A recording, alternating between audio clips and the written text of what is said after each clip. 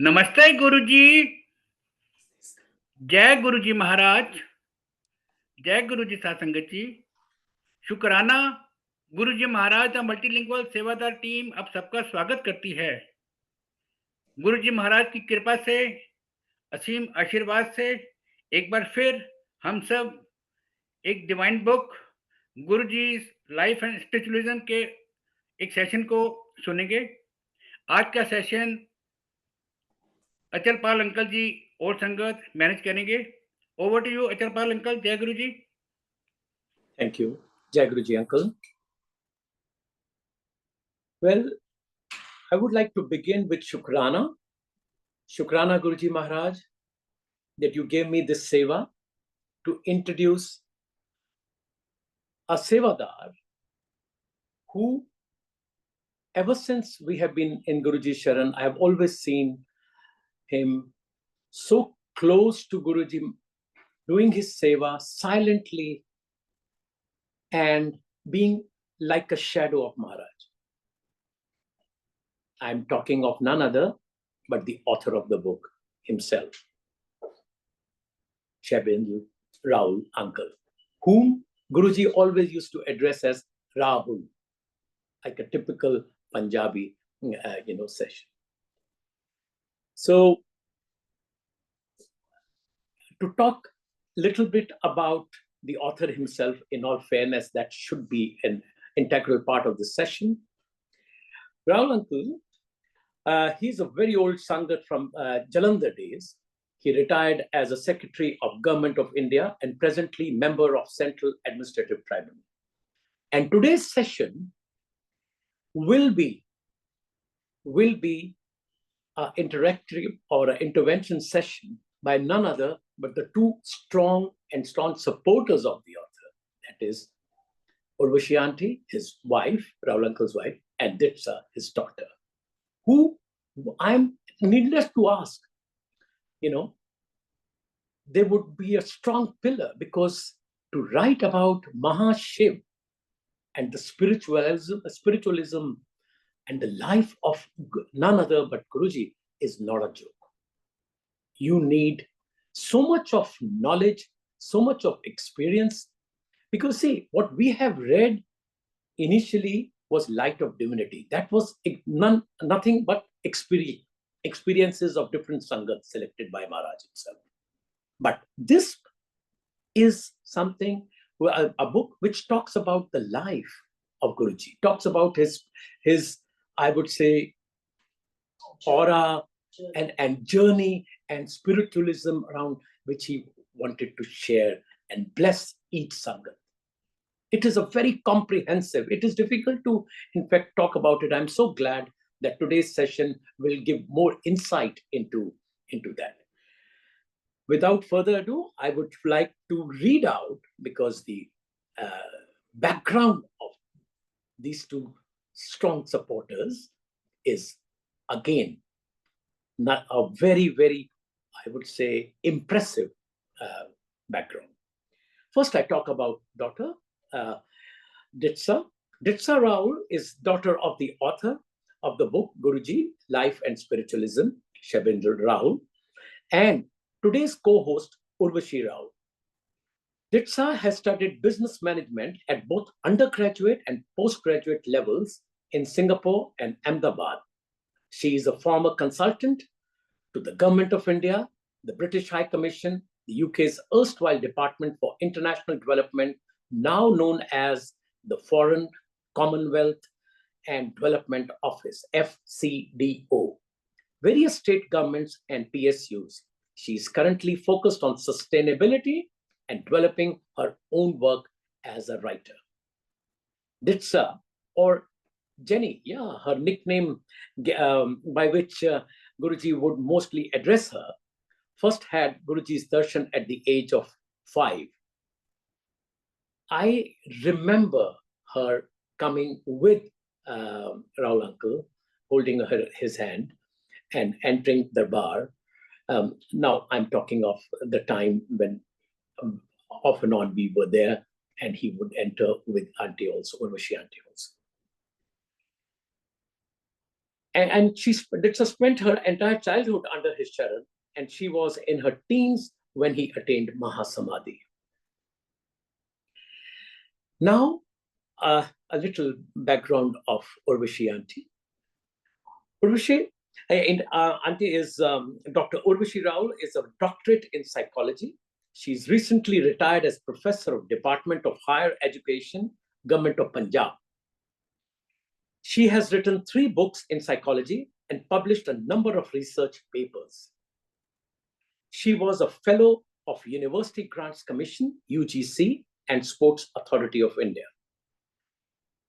As mentioned, Dr. Urvashi is an old Sangat who is associated with Guruji Maharaj Sangat since Jalandhar days.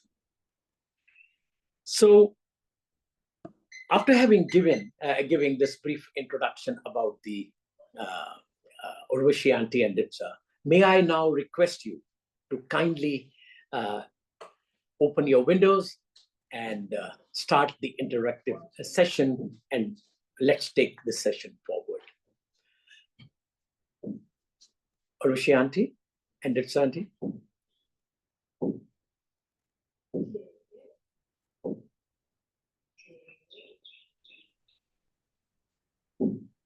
Jai Guruji, Guruji ko pranam. I hope I'm audible. Yes, you are audible. Thank you.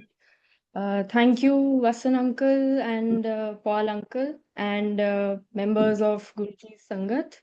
I am blessed and honored to contribute to this endeavor to discuss the book, Guruji Life and Spiritualism, and through it come to a deeper and fuller understanding of Guruji and what he represents. So today we begin with the first chapter of the book, A Beautiful Journey, which takes us through Guruji's life in his human form. And we will be looking at this life as a movement through and a reflection upon the various places that he moved through in his life, starting from his birthplace and ending at the place of his Mahasamadhi. This is not a mere chronological order of life events as with an ordinary human life. There is a continuity here, a connection, and a mystical and ethereal link that transcends the seemingly straightforward and linear concepts of time, place, and causality as we ordinary humans understand them. So, as mentioned in the first session last week, we humans barely scratch the surface of knowledge of the complete reality. And so it's difficult for us to understand the whys and hows of things. But having said that, this chapter does make a great attempt at contextualizing Guruji's human life by correlating historical events, spiritual history, and practices, as well as the inherent energy of the places he moved through on his own journey as Guruji. Dr. Arup Mitra uncle in the last week in the first session said it very beautifully, and I'll quote him. While trying to know about Guruji and his spiritual discourses, the reader is able to know a great deal of the historical facts, not simply as a mere description of events, but as a connection to a larger reality. The history of any nation or region is not merely a collection of incidents. The book brings out the invisible connect that works silently in weaving and stitching the grand network, encompassing and different dimensions of civilization, human mind, and spiritual attainment.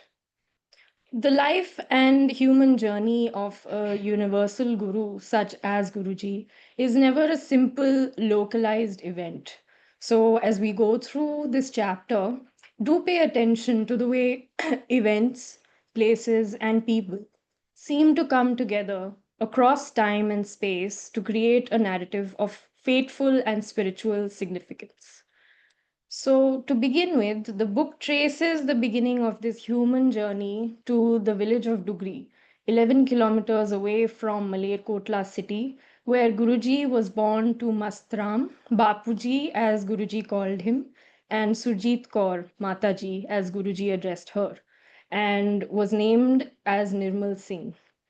Going further back, Mataji was from Tapa, a town that is named after Taparam, a disciple of Baba Sukhanand.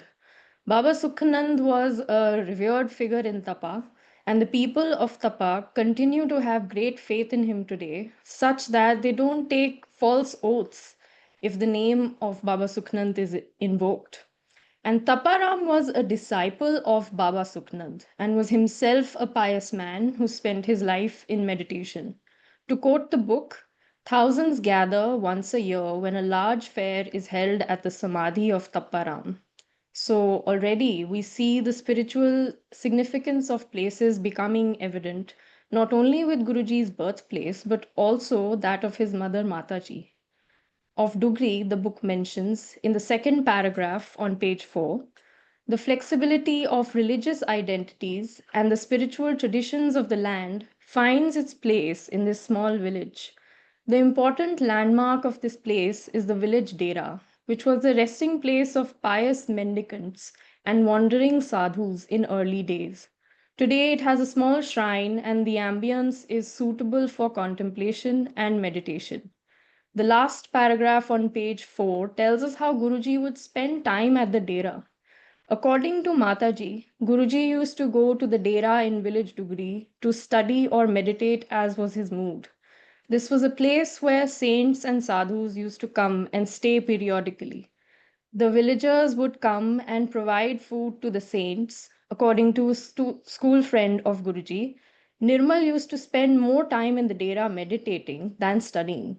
More often than not, they would hold him holding a book upside down, indicating Nirmal was contemplating on other things than mundane subjects. Now, I was fortunate and blessed to visit Dugri multiple times in my childhood on Guruji's hukum with my mother or both parents. And on almost every visit, we would visit the Dera. It was situated on a mound of land that was raised from the surrounding fields, and it was filled with very large, very old trees. So it was completely shaded from the sun and the sky. And we'd climb a couple of earthen steps to find ourselves standing under those trees. And I can tell you that the place had a really calm and serene atmosphere. It was definitely a combined effect of those trees, the history of the sadhus that lived and meditated there, and even of Guruji having spent so much of his time there. Every single time I visited, I would wish that I could just sit there indefinitely and not have to leave. Such was the aura of the place. So when we speak of Dugri, it is impossible to ignore Malerkotla, a princely state before India's independence and a district headquarter in the present time. The book introduces Malerkotla on page 2 thus. Malerkotla is famously known as the island of peace and harmony, as there was complete absence of communal strife on the eve of partition in the erstwhile princely state. Although Malerkotla was predominantly inhabited by Muslims, the Hindus and Sikhs of the state did not face any communal retribution. Rather, the Muslim majority preferred to stay in secular India than migrating to Pakistan, whose border lies at a distance of 160 kilometers. This is significant given that all of Punjab witnessed immense and bloody communal tension and strife due to the partition of India, and something to keep in mind. And this communal harmony traces its roots to the Sufi tradition of Malerkotla, evident through its initial settlement and subsequent events. Now, Sufism is Islamic mysticism, and through the book, we learn that in 1450, Balol Khan Lodi, who was the then governor of Lahore and Sirhind under the Delhi Sultanate, stopped at the village of Bhumsi on his way to Delhi. Here he met Sadruddin, a Sufi saint and pious man. Sadruddin was originally a Savani Afghan with roots in a province of Afghanistan. So already we see borders fading away and distant lands making themselves apparent in places we thought to be local. This is representative of Guruji's essence as a universal guru, as a Mahapurush. And Balol Khan, during this meeting, was impressed with Sadruddin's spiritual and worldly wisdom. And in turn, Sadruddin prophesied that Balol Khan would become the Sultan of Delhi. Balol Khan promised his daughter's hand in marriage to Sadruddin should the prophecy come true. And a year later, he did indeed become the Sultan of Delhi. So, as promised, he solemnized his daughter's wedding to Sadruddin. And in the dowry, he gave Sadruddin a tract of land containing 12 large and 56 small villages, including Humsi, Maler, and Kotla. And it was in Maler and Kotla that Sadruddin established a large settlement, which came to be known as Malerkotla. Now, Sadruddin's descendants eventually became the rulers of the princely state of Malerkotla. Sadruddin himself, as a prominent spiritual leader, attracted scores of devotees from across walks of life and religious communities, whether they be Muslim, Sikh, or Hindu. On page 3, in the second paragraph, we learn the Mazar of Sadruddin in Malerkotla is the epitome of religious harmony. Every Thursday, a fair is held at the Mazar. The 1904 Malerkotla Gazetteer mentions, "It is strange that these fairs are mostly attended by Hindus, though Sadruddin was a Muslim saint." Dear Sangat, it is not strange at all, since the absolute reality that underscores all religions and that Guruji himself mentioned is that there is but one God, just worshipped in different forms. And the journey to become one with the divine is universal as well. It doesn't matter where you worship, what name you take, as long as you connect with a pure heart and devotion.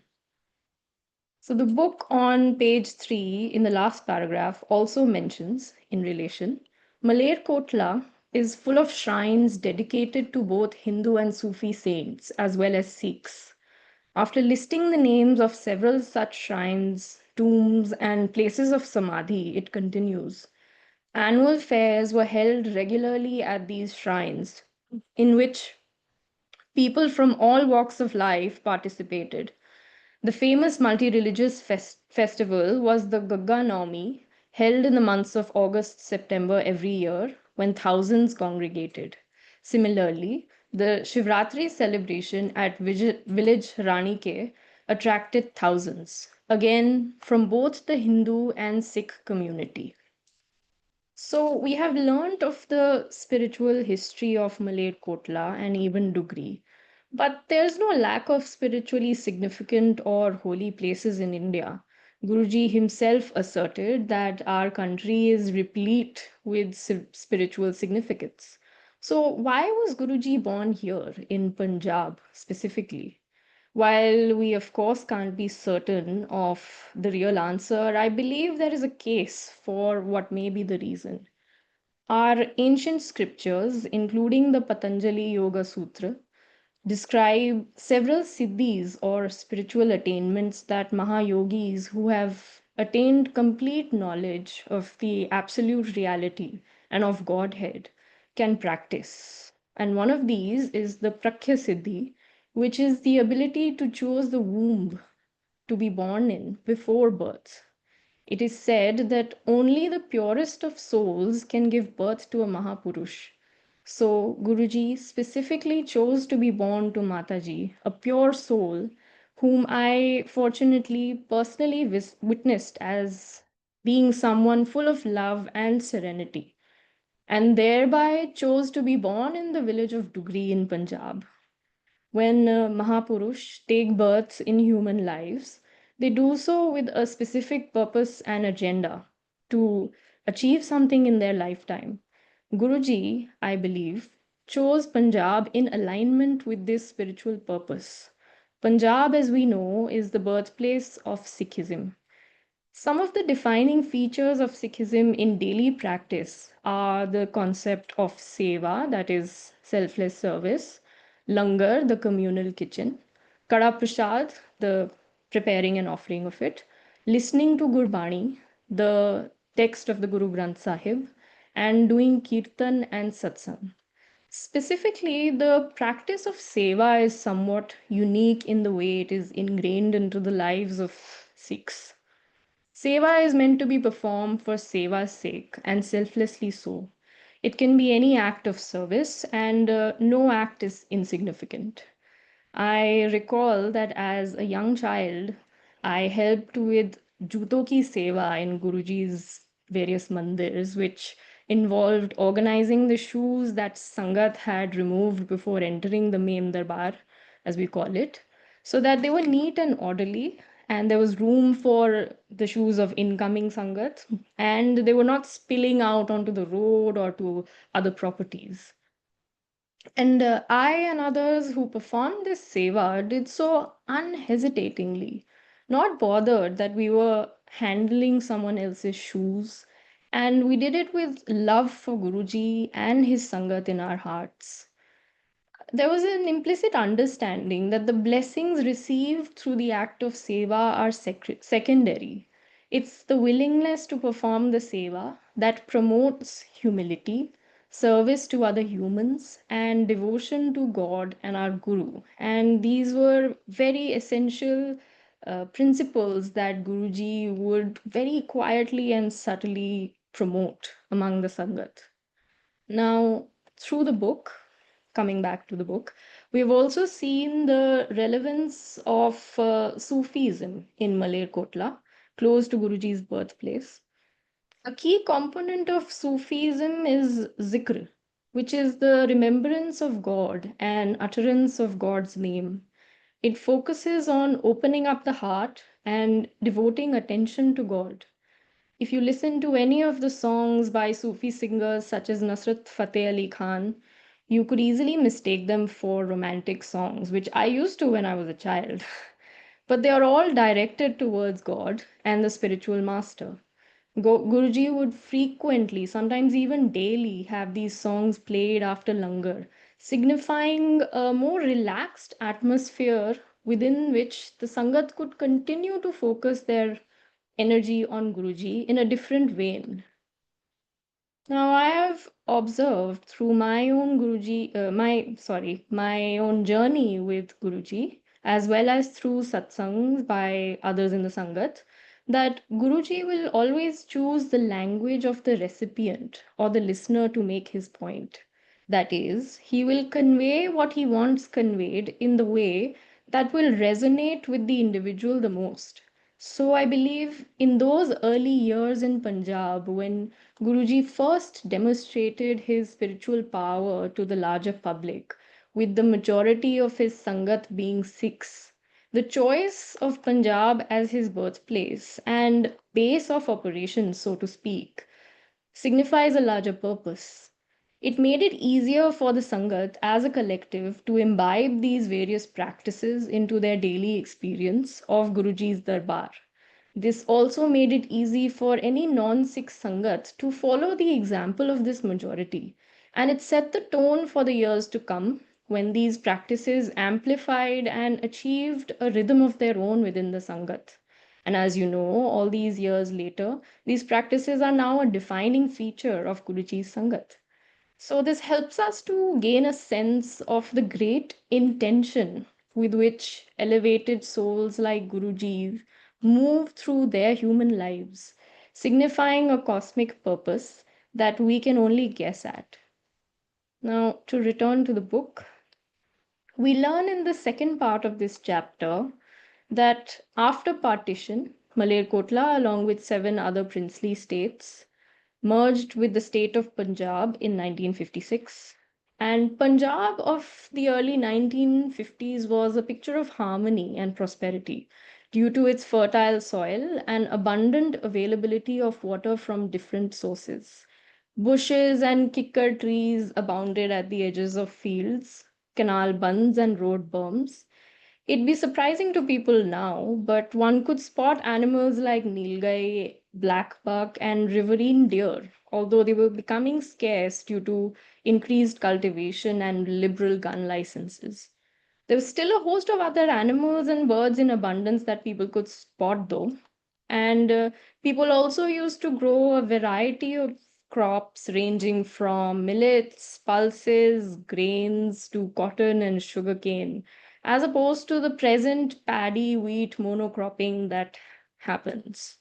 So, not only was there communal harmony from ages past, but also a landscape that retained much of its natural qualities before excess cultivation, land consolidation, and monocropping changed the land. The book quotes lyrics from a famous folk song by Sukhi Brar Aunty. Mere Punjab di mitti hai. One line is missing in there. E gori chitti hai. Enu meli na karna. There is a multifaceted meaning to these words that conveys the purity of the land. In fact, when Guruji would visit Dugri in later years, he would always ask for water from a specific tube well, which was not exactly near his family home, to be delivered to the house so that he could bathe in it. And this shows us what the land is. It was into this Punjab that Guruji was born in the early 1950s. We all know that Guruji celebrated his birthday on the 7th of July every year.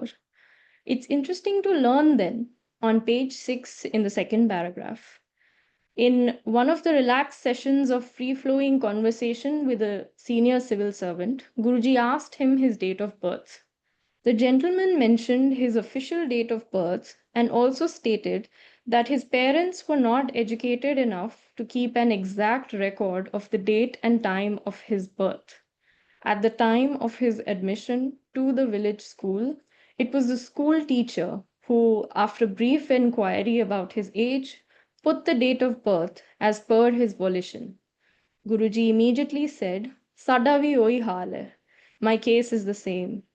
One wonders if July 7 was a date chosen by one of Guruji's teachers, the admitting clerk at the school, or even by Guruji himself by some turn of fate.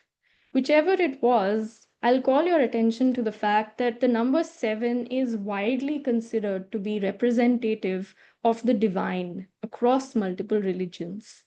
Again, the cosmic purpose and reflection of divinity makes itself evident in Guruji's life.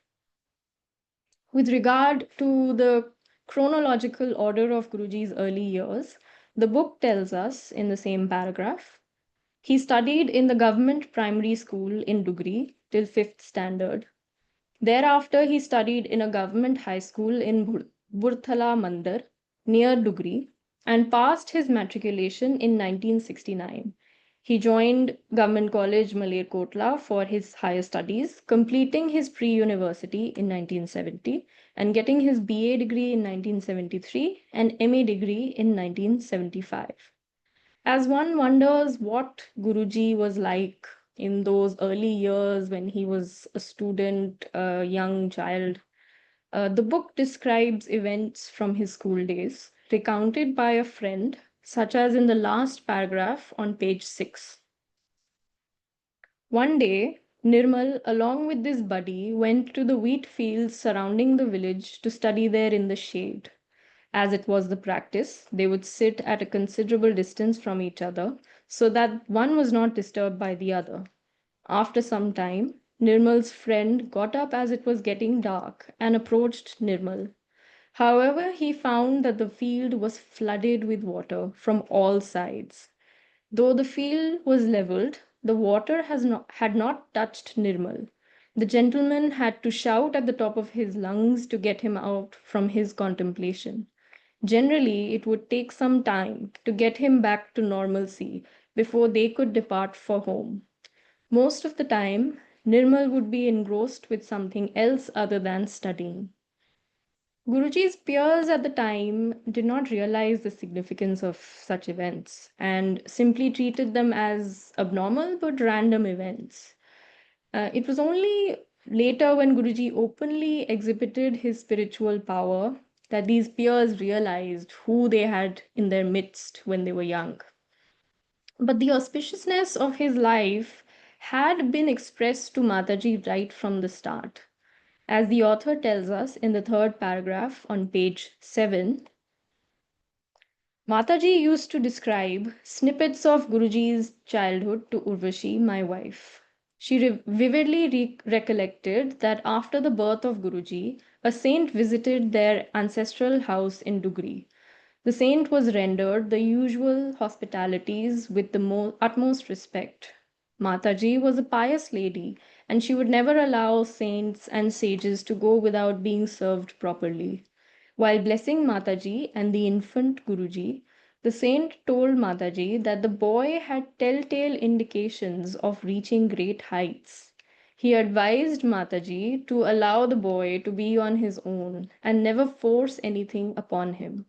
A day would come when lakhs and lakhs would worship him. Now, this advice to allow Guruji, then known as Nirmal, to be his own person and follow his own path complemented Guruji's own inclinations in his early years. The book describes how he deviated from the usual interests and preoccupations of his peers, the way he was detached from domestic affairs and unafraid of challenging the authority of elders like Bapuji and teachers at school, and how he would choose to meditate rather than study his academic subjects much of the time. To quote the book, Nirmal Singh was not a serious student and is known to have his strange and mysterious ways. Some informed him that the boy behaves like a fakir and it was advisable to ignore his antics. The book also details how several professors who once taught Guruji as a student came to become his devotees in the future after learning of his powers. The worldly knowledge turned out to pale in the face of spiritual knowledge and the complete reality, turning the pupil into the master.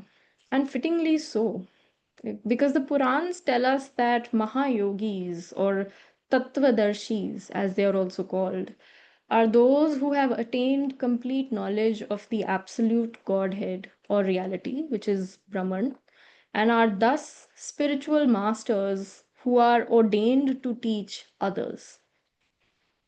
There is an incident described on page 9 in the last paragraphs, which I will paraphrase. One of Guruji's professors from Government College Malerkotla had 3 daughters and wanted a son.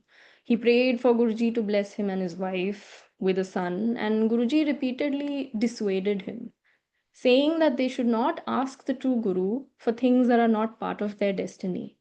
But the professor's wife was adamant and persisted. Guruji eventually informed the professor that he was blessing the couple with a son, but warned him that since it was against nature, the boy would die an untimely death at the age of 12. He ordered the professor not to tell his wife so that she wouldn't be miserable for 12 years, sorry, and also would not trouble Guruji day and night with this knowledge. The couple had a son, and on his 13th birthday, they kept a part, and after the bhog, they distributed prasad. After consuming the prasad, their son became ill and fell unconscious.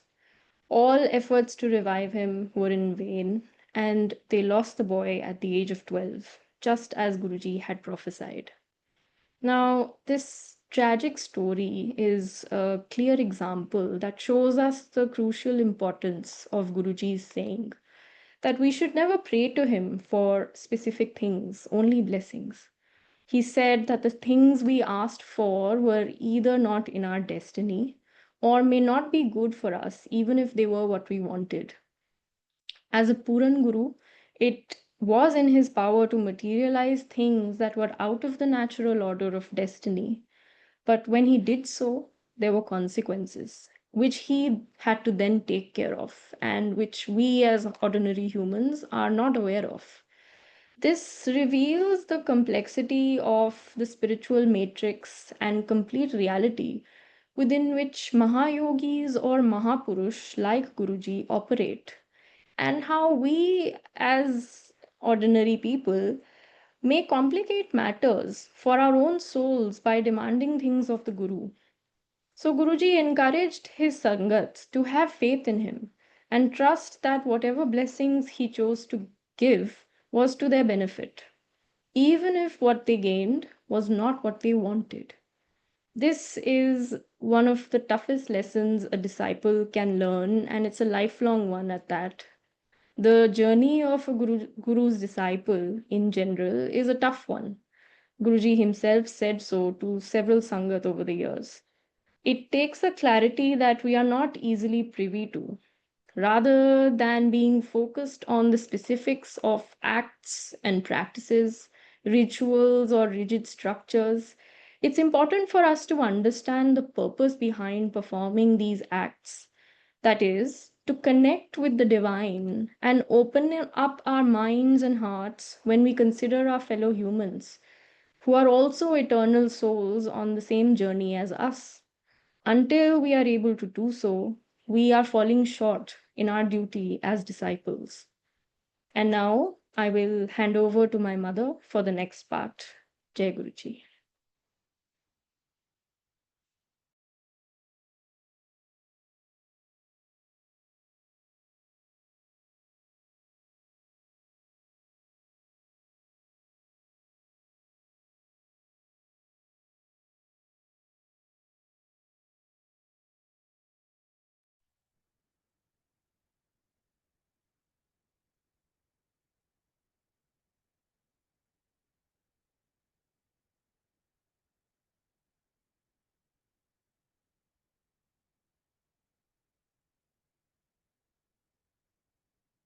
Hey.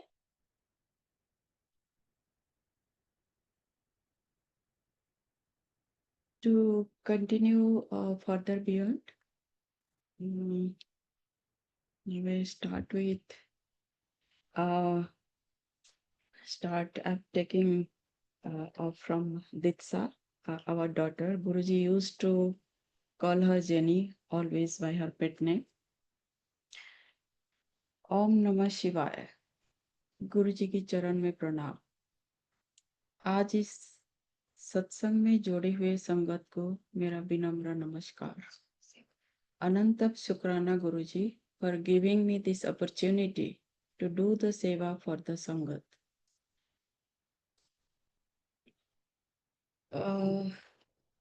I will take up the portion of the book which describes the next phase of the life of the Mahapurush. This phase starts from 1976 and ends in 1984 to 85. Guruji left Dugri in 1976 for Chandigarh. The Mahapurush conducted his life journey in Chandigarh and other places. Chandigarh, as we all know, is the first modern planned city of India. The foundation stone of the city was laid by the first Prime Minister of India, Pandit Jawaharlal Nehru, in the year 1952. Guruji was born in the year 1952, so it was a divine connection. Chandigarh is considered one of the greenest and clean city in India. The city is not studded with sky-rising buildings. The beauty of the city is that it is in the foothills of Shivalik Hills, that is the lower Himalayas. The northeast boundary is the Sukhna Lake and the Kansal Hills. The city boasts of a vast spread of gardens along a natural drain starting from Sector 1 till the sister city of Mohali. The road bombs and avenues proudly display various tree species from all over India. A lot of open space and well-manicured gardens provide the peace of mind and brings harmony with nature, a better place to contemplate. The author has given a spiritual reason as to why Guruji chose Chandigarh. Chandigarh is close to rather part of Mansa Devi temple complex, which is in Panchkula, considered one of the Shakti Pithas of northern India. The artificial state boundaries do not confine a Shakti Pitha only to Panchkula, which is now part of Haryana. Actually, Haryana, Punjab, Chandigarh, and Himachal were one time part of Greater Punjab. The author has relied upon the testimonies of some close Sangat and associates of Guruji for his descriptions in this part.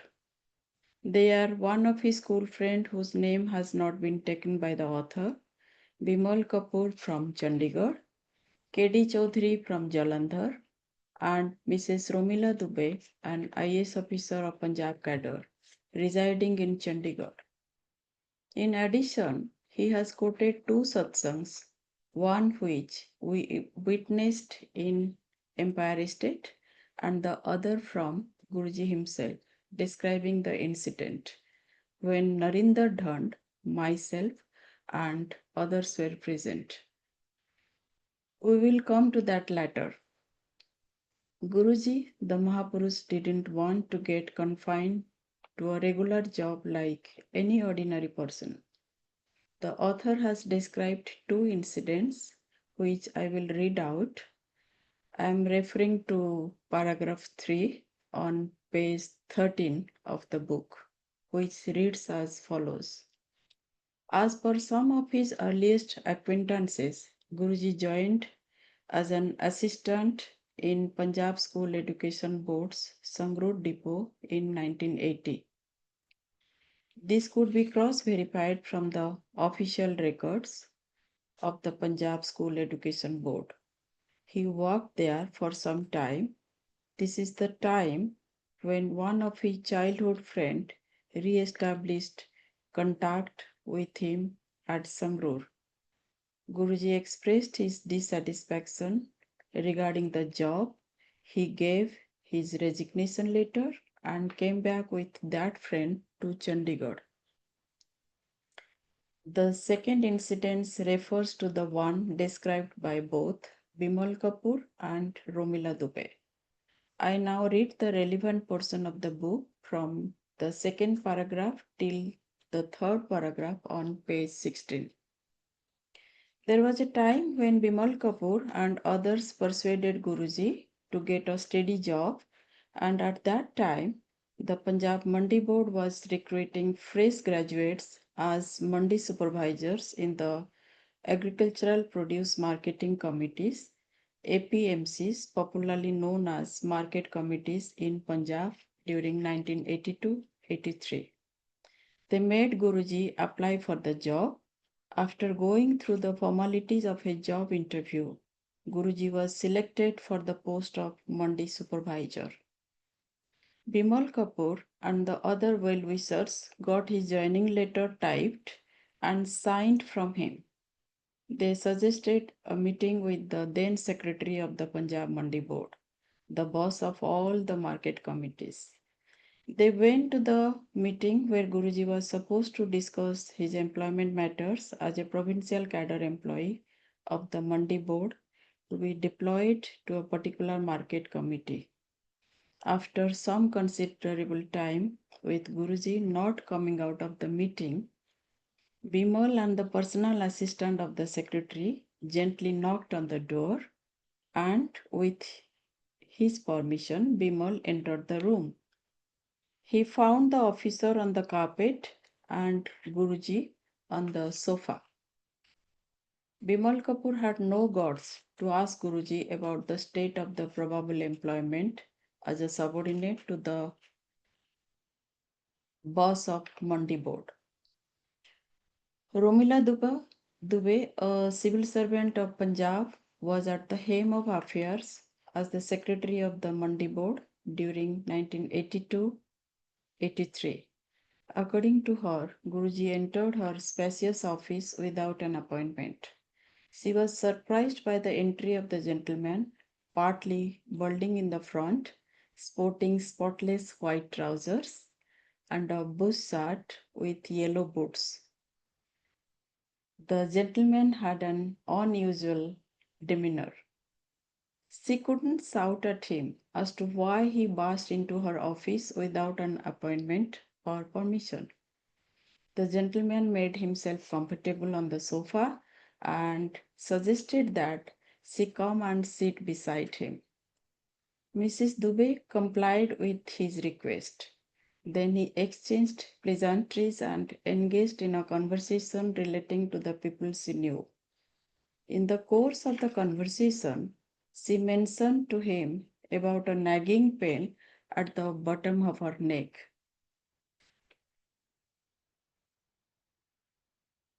Guruji then suddenly got up and, out of nothing, produced a prasad, some sort of mixed misri and sweetmeats, and offered it to her, assuring her that the nagging problem would soon disappear.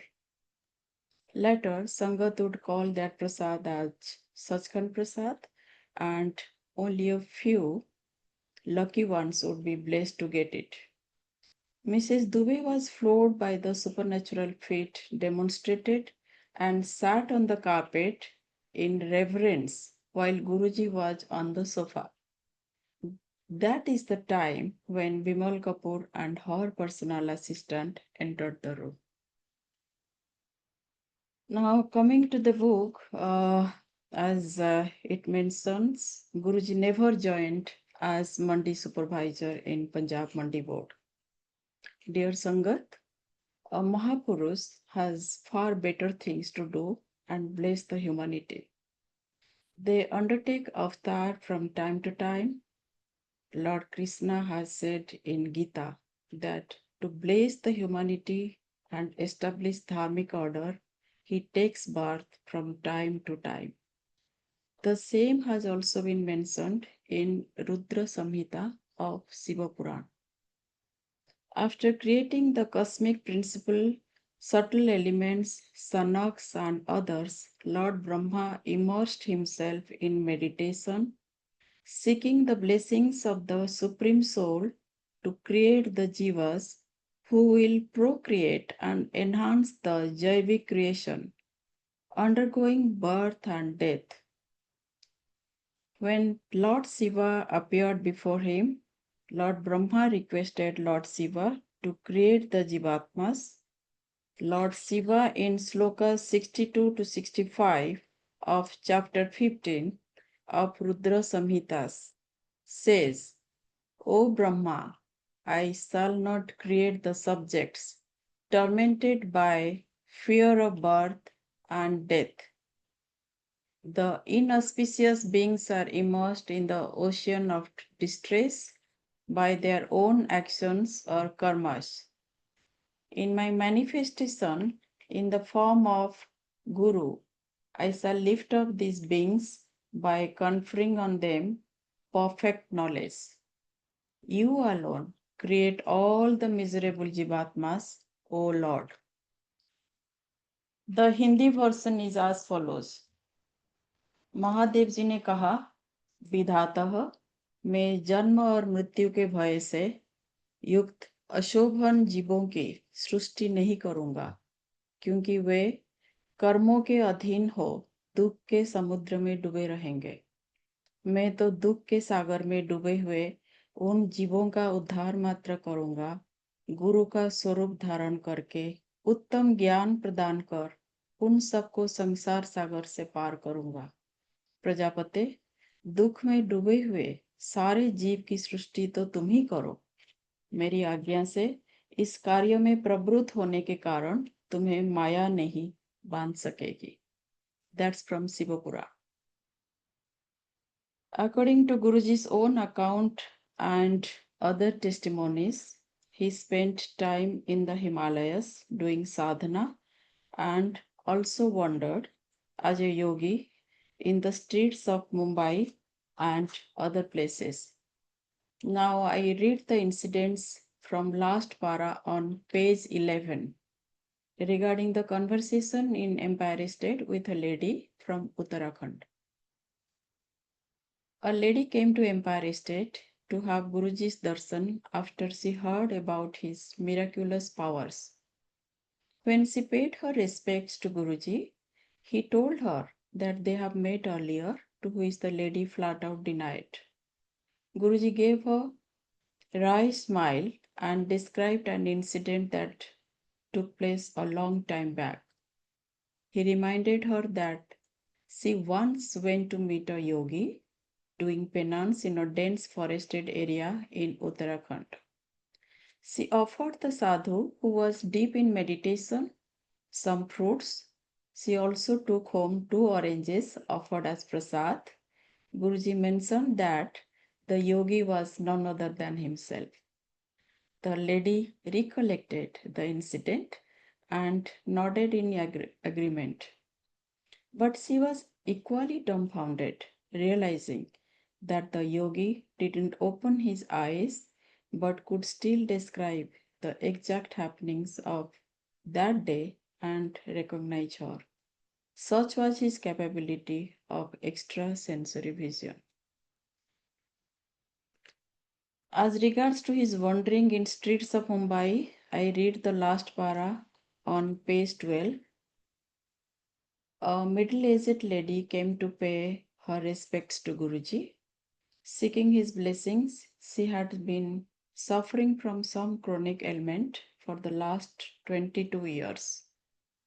When she finished paying her respects, Guruji said, "Auntie, we are meeting for the second time."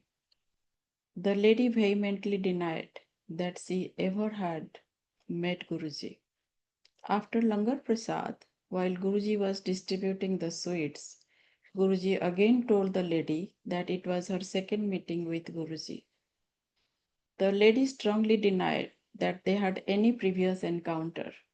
Guruji said that the lady was staying in a particular locality in Mumbai in a gated colony. He pointed out the exact flat and floor number in which she was staying. Then he described the incident when a sadhu knocked on her door, begging for alms. The lady had rebuked the sadhu that he was strong and stout, and there was no need to beg from others. She chased the sadhu away without giving anything except the sound rebuke for not working hard. Guruji described the dress the lady was wearing and the date and time of her encounter with the sadhu. The lady recollected the incident and agreed that such an event took place. Guruji told her it was he who had come to her place to bless her. She earned that visit by her good deeds, but she had made the sadhu return empty-handed.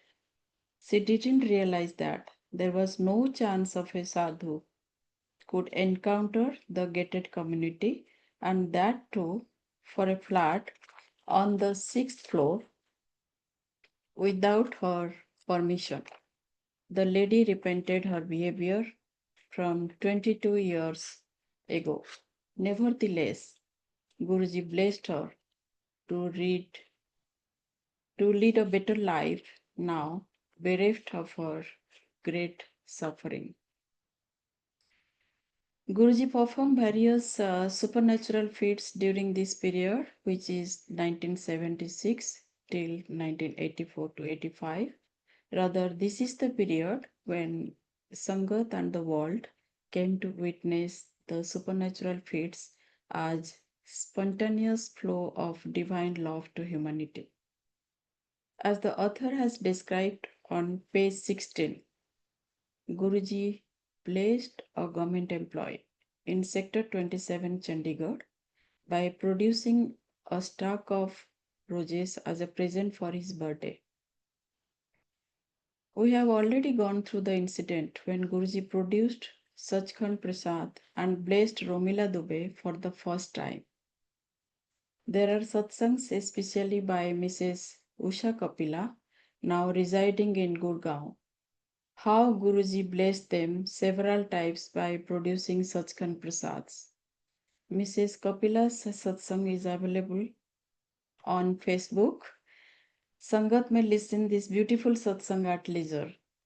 I will share the link those who are interested for it. Guruji cured people of chronic diseases. The chronic neck pain of Romila Dubey, which we have already mentioned, Justice Khichi, and many other sangats who were also similarly blessed during this period.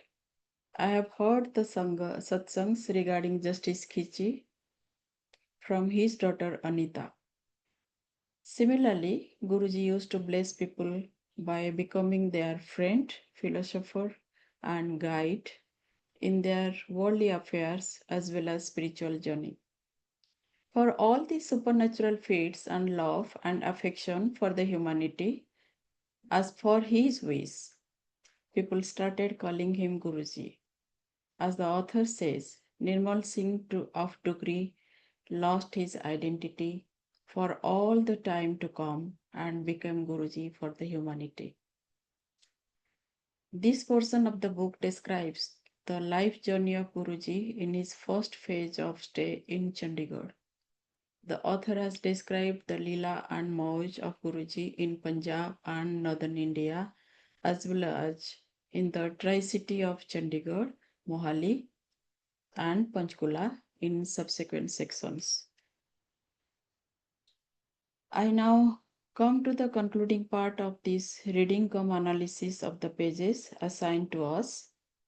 Guruji is Parampita for me.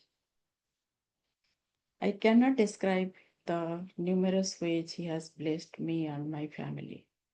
One day Guruji called me and my husband to the residence of General Ahuja in Panchkula. It was not the usual Sangat time, rather it was late afternoon. Guruji was relaxing on a rocking chair in the front lawn of the house. Both me and my husband were sitting on the grass on both sides of Guruji. After some conversation, Guruji told me to go inside and get the diary containing the contact details of Sangat. This diary was maintained by Colonel Sandhu, popularly known or called as Sat Sangat. He used to address the Sangat as Sat Sangat, and that is why he was nicknamed Sat Sangat. I went inside and faced the diary. Guruji told me, "Tere sare family members the address लिख." I was always nervous in front of Guruji. After getting his order, I mustered some courage and started writing the address of my father, followed by my brothers-in-law. After writing 2 to 3 addresses, my mind went blank and I was thinking whose address is next, which I will write.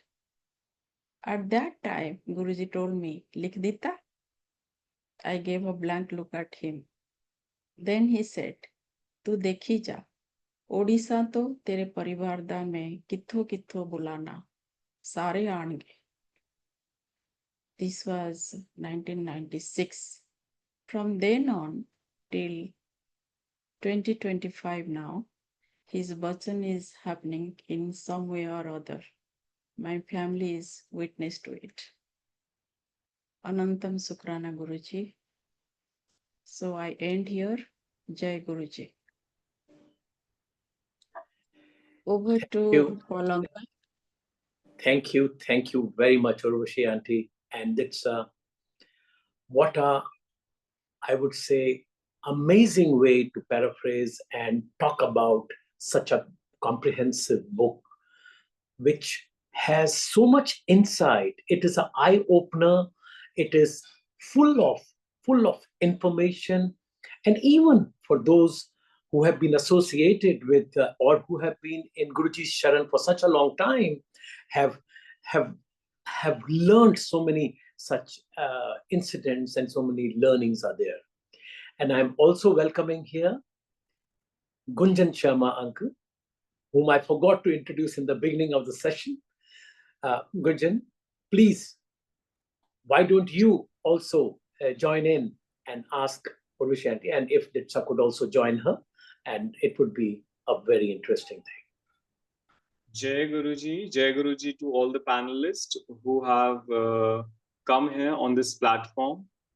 And welcome to Urvashi Auntie, Ditsa, and Raul uncle, and of course, our own ACHAL Paul uncle. It's always a pleasure to see you all. And Sangaji, it's been an honor hearing this beautiful, first chapter of the book. Guruji, Life and Spiritualism, which has been written by Chabendra Raul, and how beautifully Uncle has described uh, initially about how Punjab was and is, and how Dugri and Malerkotla have been such a pious place, and actually the whole place was so inviting to Guruji and for Guruji, because when such high spiritual powers dawn on this earth, such a pious place was created beforehand for him. And of course, Guru Sahib's mother and father, Mata Sujit Kaur ji and Mastam ji, Bapu ji, how they also belong to divine places and their connection with divinity.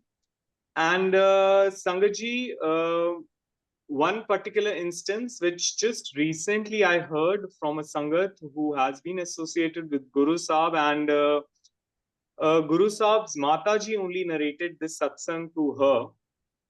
And she was sitting with Guru Sahib, and Guruji told her, after giving prasad in her hand, that go to my mother and take some prasad from her as well. Again, as said by her, she said that Guruji never used to, tell Sangha to take prasad from her, her Mataji, his Mataji. But then this was very first time that he said, "Meri maa kolo jaake prasad le le." And then Sangaji, she went up to Mataji and she asked for prasad, and Mataji did oblige. And Sangaji, then she asked Mataji, Mataji, Guruji ne mujhe bola hai ki main aapse unki katha kahaniyan sun.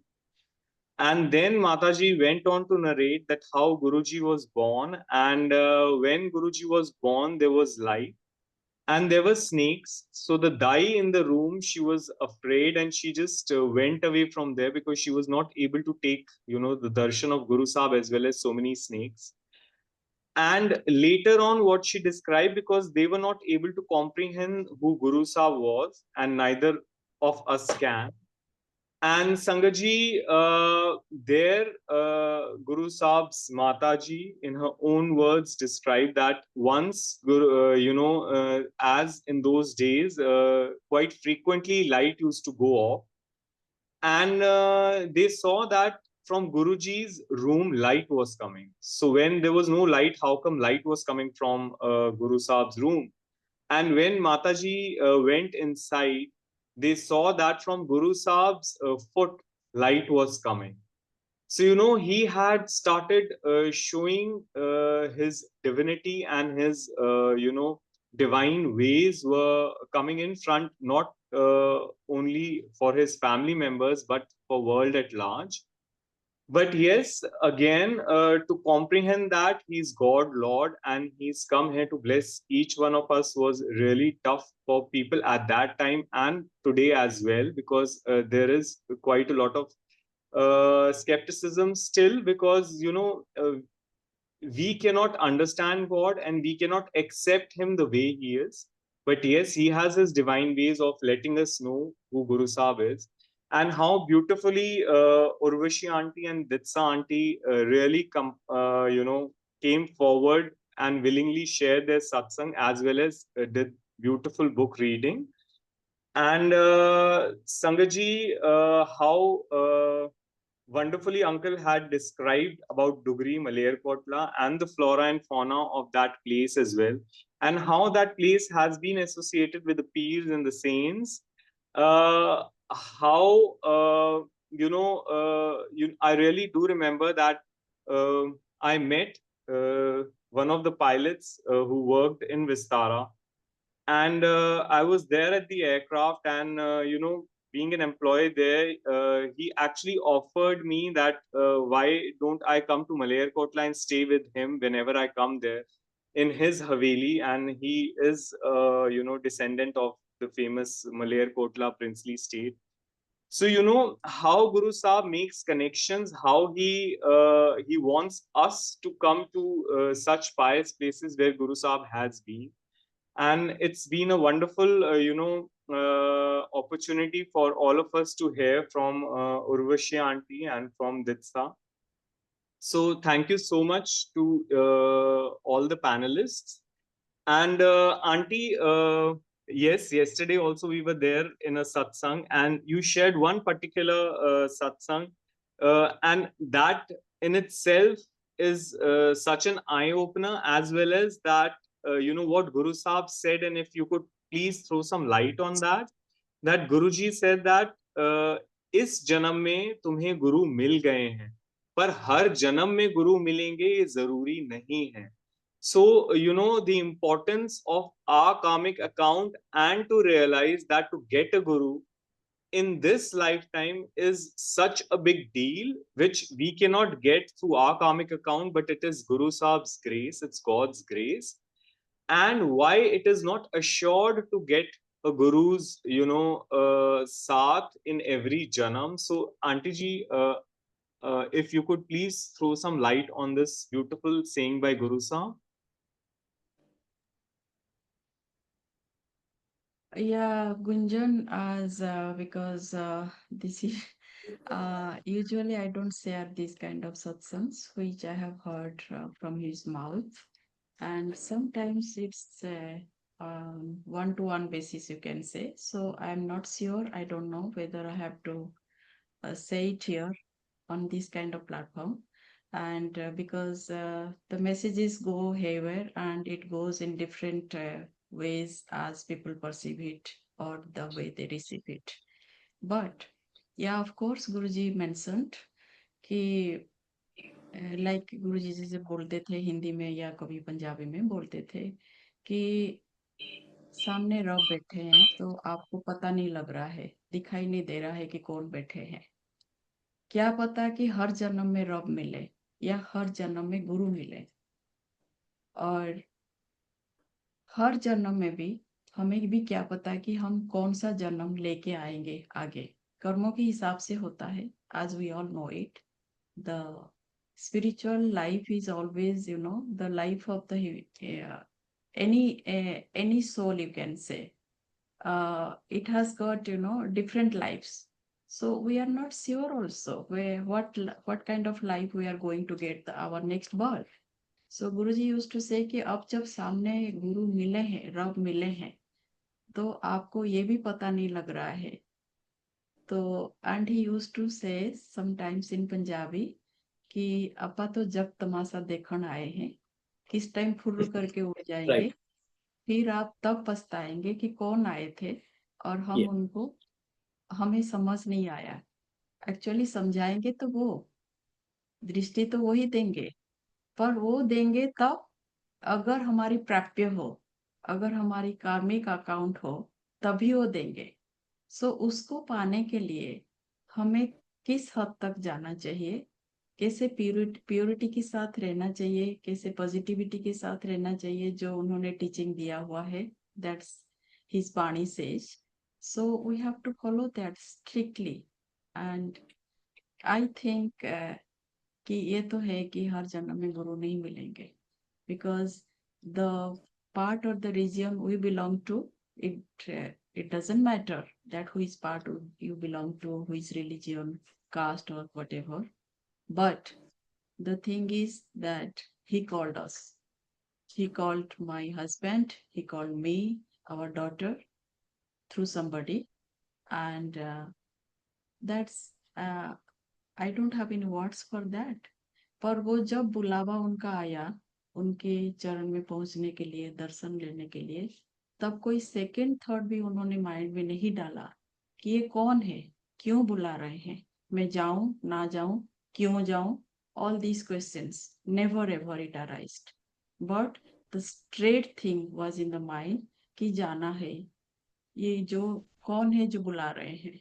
And he told कि वो couple जो है अच्छे हैं, चंगे हैं, उनको लेके आओ. So the particular family, the daughter of that particular family, I don't want to name here. So she told and she gave umpteen number of things about Guruji's, you know, doings and miracles. कि गुरुजी कैसे produce करते हैं, कैसे कौन C prime minister को कैसे watch दिए हैं, as a gift or those kind of things. मुझे ही बताए, एंड मुझे वो सब चीज कभी वो अट्रैक्ट नहीं किया कि ये क्या बोल रहे हैं कि गुरुजी ऐसे प्रोड्यूस करते हैं या देते हैं, ये कौन है। मुझे वो सब चीज कुछ नहीं स्ट्राइक किया, मुझे खाली ये स्ट्राइक किया कि ये कौन है जो बुला रहे हैं। Who gave that thought, who gave? That's why a guru always calls you. अगर गुरु के आशीर्वाद है, आपकी प्राप्य है, तो वो टाइम आएगा जब वो बुलाएंगे तो आप पहुंचेंगे, और आप जरूर पहुंचेंगे।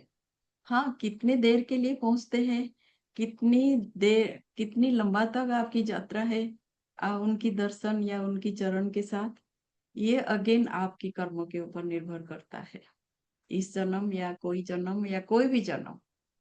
तो क्योंकि सारे तो उन्हीं के दिए हुए हैं, चाहे ह्यूमन सोल्स हो या दूसरे सोल्स हो, सो हिज क्रिएशन, तो उन्होंने ही सबको दिए हुए हैं। बट असीम कृपा, गुरुजी परमात्मा परमपिता, we always say him as Parampita Parmeshwar, तो उन्होंने बुलाए और चरण में रखे, दर्शन दिए, बेअंत बेशुमार उन्होंने दर्शन दिए, एंड कभी भी ये मन में नहीं रखवाया कि कोई खास ख्वाहिश लेके या चाहत लेके मेरे द्वार में आए। I have seen umpteen number of happenings in the family, extended family also, including deaths, but he never allowed a single time to go to him and order these incidents that what has happened. And if I quote here, my in-laws also, my parents-in-law, my parents, they passed away later when Guruji left Chola. Prior to that, their deaths, Guruji never allowed us to go and say कि फलाने का death हो गया या जो भी है. Somebody else used to say, of course, and Guruji will ask, in his typical way कि अच्छा ये हो गया, कैसे हो गया, कब हो गया, जबकि एक बारी तो गुरुजी ने हिंट भी दे दिए थे पहले। For example my father in law, तो you can relate one to one, तो आपको आंसर मिल जाता है। ऑफ कोर्स हमारे मन में तो कभी ऐसे नहीं था जानने के लिए कि ये गुरुजी जानते थे या नहीं जानते थे। वो शुरू से ही दे रखे थे दिमाग में कि वो अंतर्जामी है, वो सब कुछ जानते हैं, उन्हें कुछ बताने की जरूरत ही नहीं है। तो वही कृपा उनकी अभी तक भी बरकरार है। हम वही अरदास करते हैं उनको कि हमें भी वही शक्ति दे, हमें भी वही सामर्थ्य दे, हमें भी वही पेशेंस दे, टॉलरेंस दे, ताकि हम हर छोटी ऐसी बातों को लेके उनके सामने ना हाजिर होए, क्योंकि उनको पता है कब क्या देना है, कैसे देखना है, कैसे हैंडल करना है और कैसे प्लेस करना है। That's our Guru, the Mahapurush. Urvashi Aunty, I must say, you have put it in such a nice manner. We have been listening to satsangs over the years, but today what I'm listening, it's such a pious satsang. It is from a different level, and learnings are phenomenal.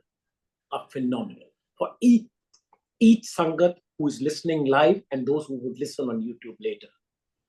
Thank you so very much, because this is what is perhaps need of the hour, which would give a sense of direction to all those who are following or now started following Guruji.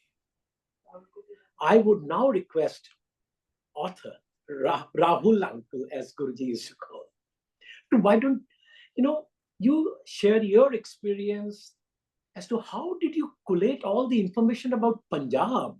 In fact, so much the in-depth thing that we have also gone to Dugri, Malerkotla, we go around, but never thought that aspect, the way you have put together all the facts in your book. Please. I will just say it was the Guruji's blessings. Whatever came, came with his blessings.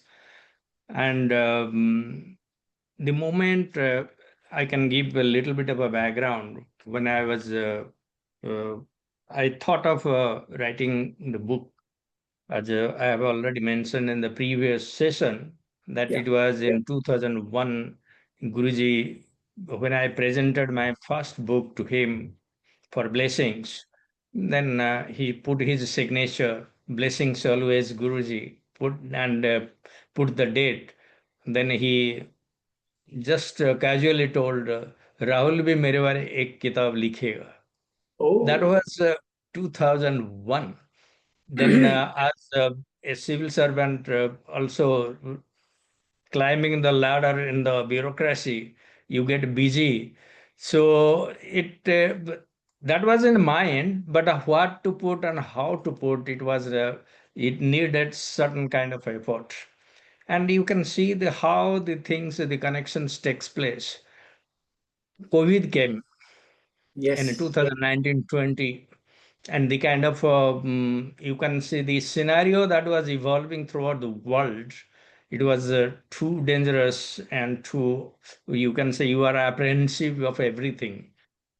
So as we interact with people, as civil servants, we have to hold meetings, we have to meet the general public, etc. So you bound to come across people who are affected by COVID. And our protocol was that whoever comes in contact with a person who has tested positive, you will be quarantined. And quarantined for more than a week. And it happened for 4 times for me. Oh God. So each time I have to be quarantined in the home. One room in the residence was earmarked, and that was my study room. And as usual, you are a prisoner within your own house.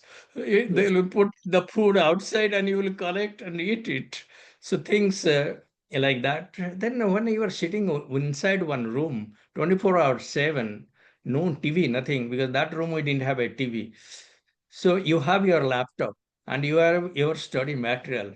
Then you contemplate. Yes. Yes. And that came to my mind. Oh, now this Guruji had said Mara time auga.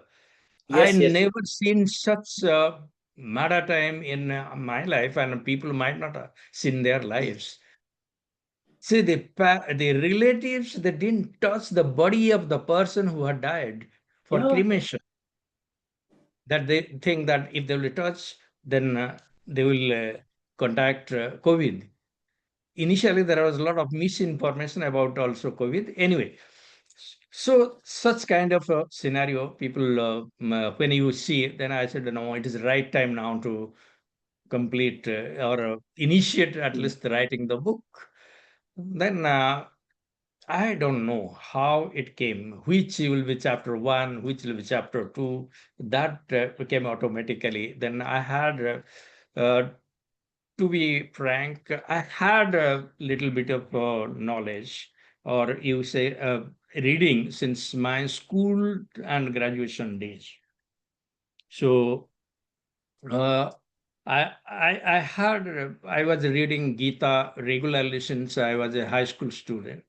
Then read a little bit of Indian philosophy on my own, though I am not student of philosophy. I am student of economics rather.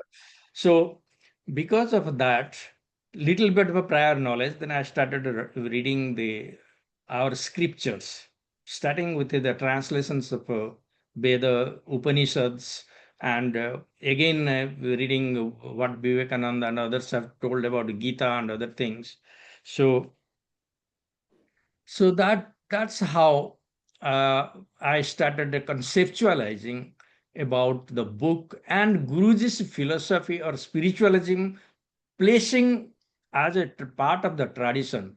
If you go through the book, you will see that Yes. I have not said that Guruji, who has come to propagate a new religion, something absolutely new, nothing cut off from the rest of our own philosophical tradition or etc. That's why I studied our Indian spiritual tradition and put what Guruji has said and his philosophy in proper perspective as a continuum of what our whole spiritual civilization is all about. He is like both Urvashi and Ditsa, they have said they are the part of the avatars. They come to the world, to the world to establish dharmic principles and bless the humanity. So putting that in mind, I started reading all this, and wherever I found it is appropriate, I try to relate it. Wonderful. It has been And put in such a Urvashi tremendous way. want to Yeah, add Ditsa, something. you're saying something. Yeah, please. I can I can add something here, Paulji. He started writing, that was as he mentioned the COVID time, and we were in New Motibak Officers Colony. So we have a beautiful sprawling lawn inside our own complex. So he used to go and sit early morning, sometimes 4:30, and he will sit there till 10:30, and thereafter he will go and confine himself in that study room, and then again he will be, like no conversation, nothing, and I absolutely have no inkling that what he is doing. Of course, he is a voracious reader and he writes also since childhood and his school days, but I never had any idea that what he is up to. Later on, couple of months later, maybe 7, 8 months or whatever, then he said, I am writing on Guruji. So I Yeah. said, oh, that's why you are onto your, you are you are glued to your laptop all the time. So he said, yeah, it's all Guruji. I don't know how it is going to be, but it is. I was internally very happy, and I had forgotten that particular aspect what Guruji told him, because I was not there.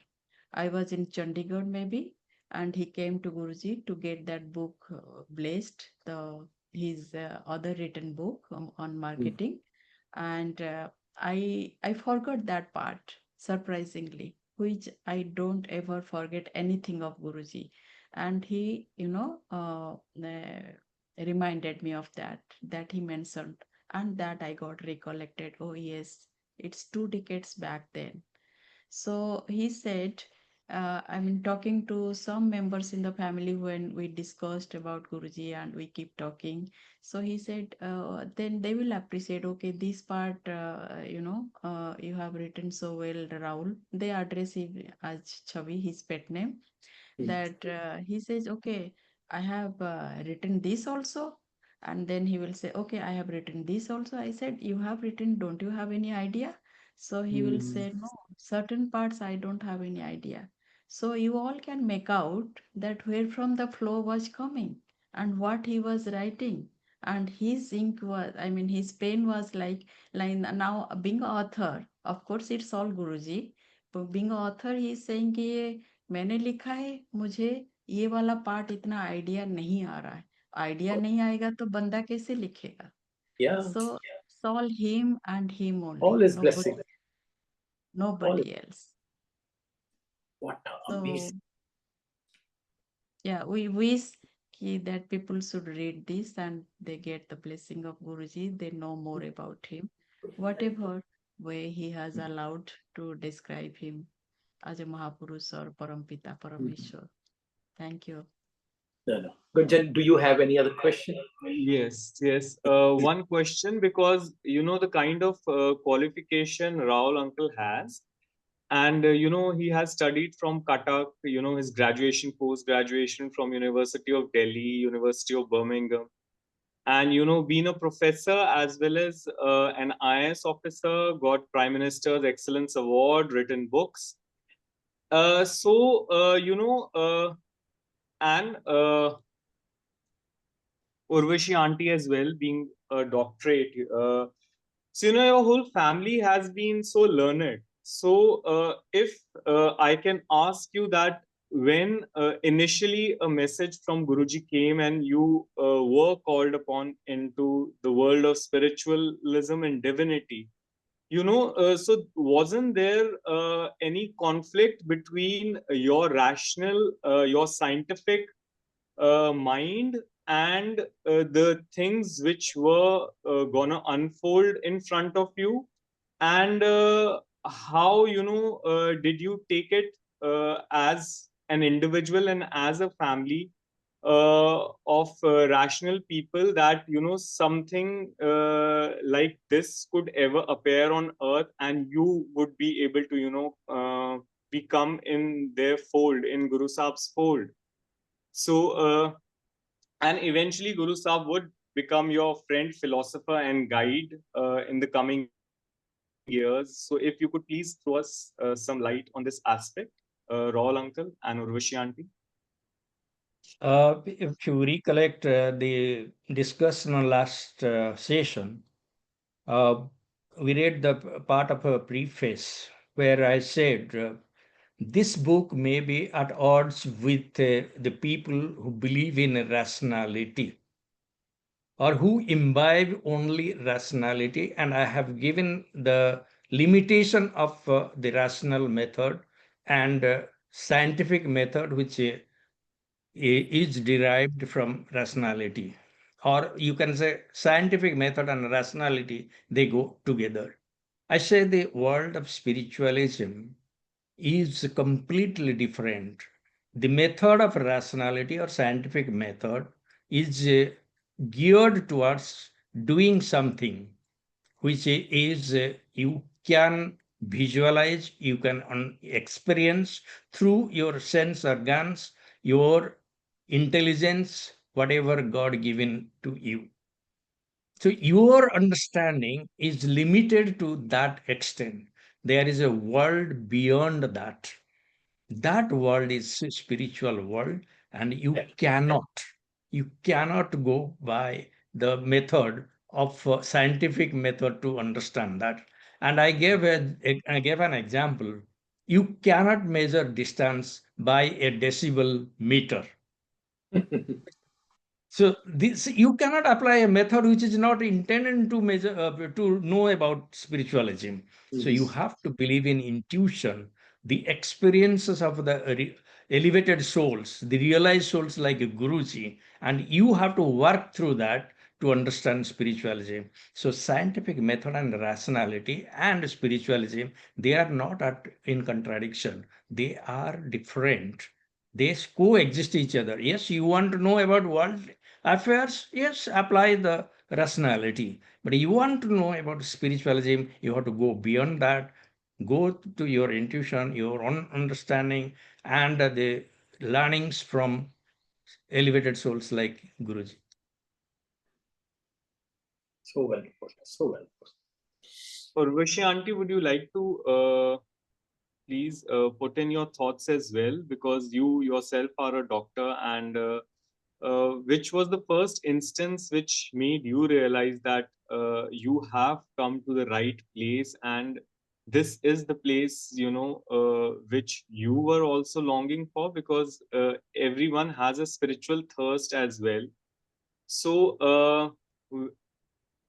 I wouldn't put it as a moment, but what was again, would not say a particular instance, but when did you realize that you have come to the correct place, and you know, this is the place where you had been longing for?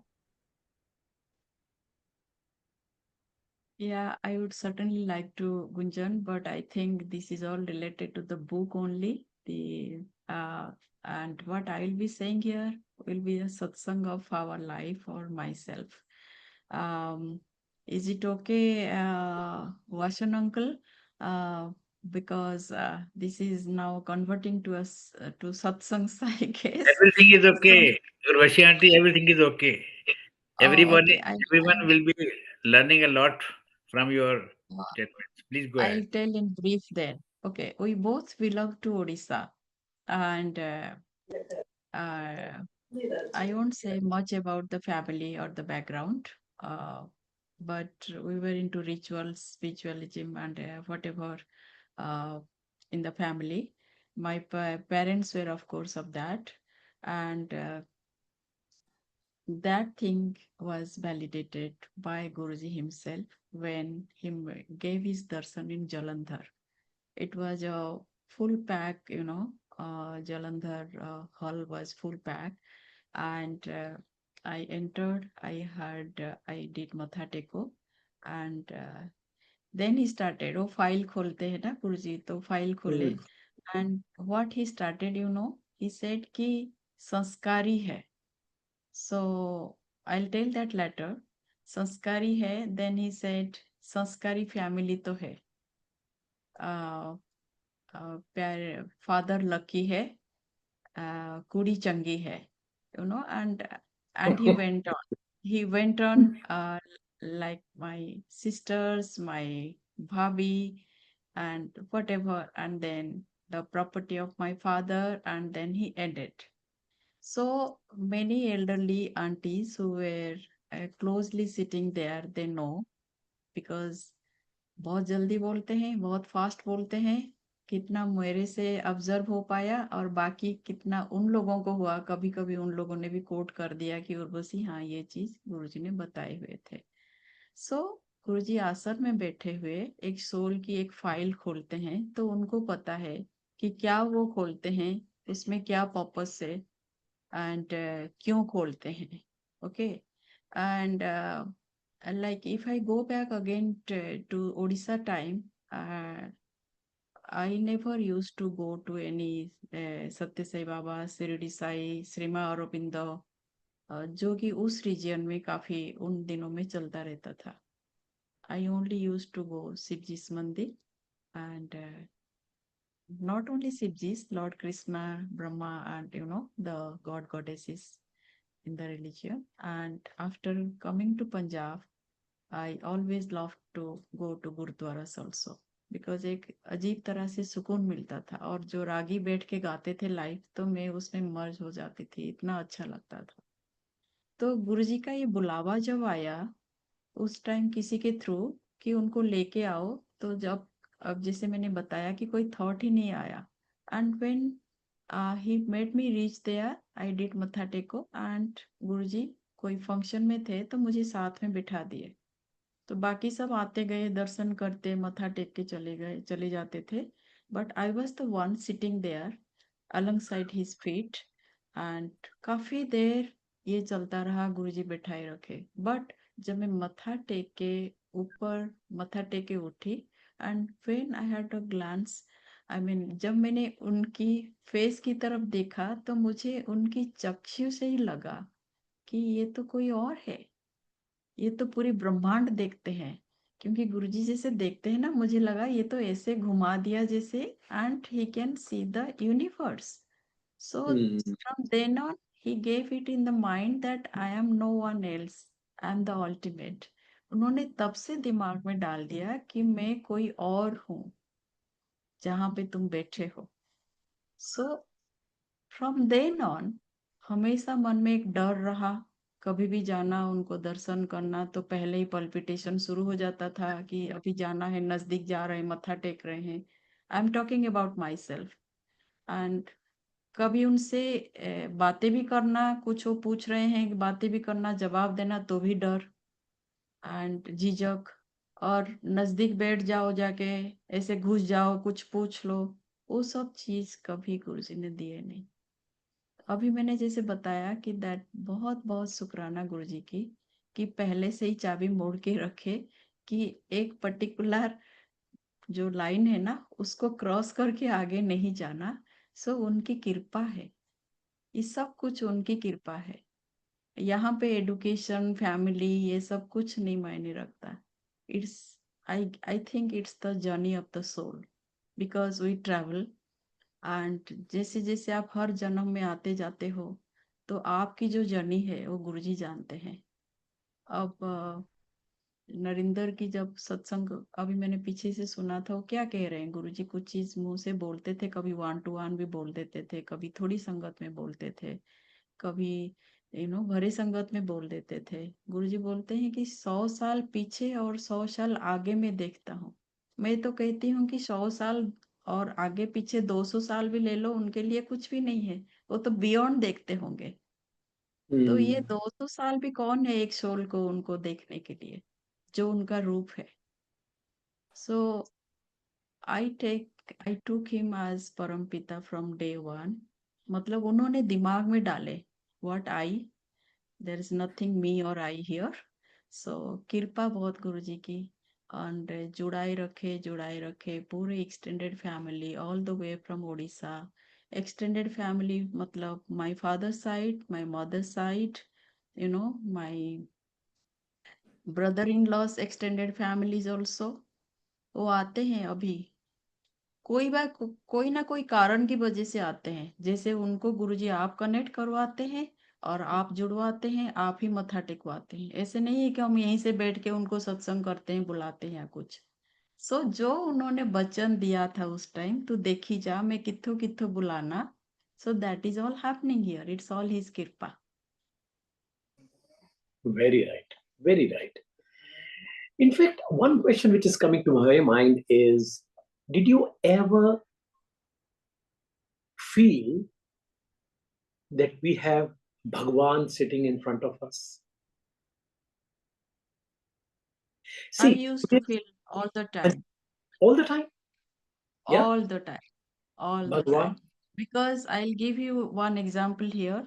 Yeah, please. Of course, I'm not supposed to, because कुछ सत्संग तो बहुत personal होते हैं, and I don't share, of course. Whatever you can. As this is a specific question you are answering, I am not highlighting about myself, but of course I will say, Empire State की बात है, and I was there. तो गुरुजी बाहर lawn में लेटे हुए थे, no one was there around, I was sitting, and Guruji ऐसे हाथ स्ट्रेच करके इशारा किए सेवा के लिए।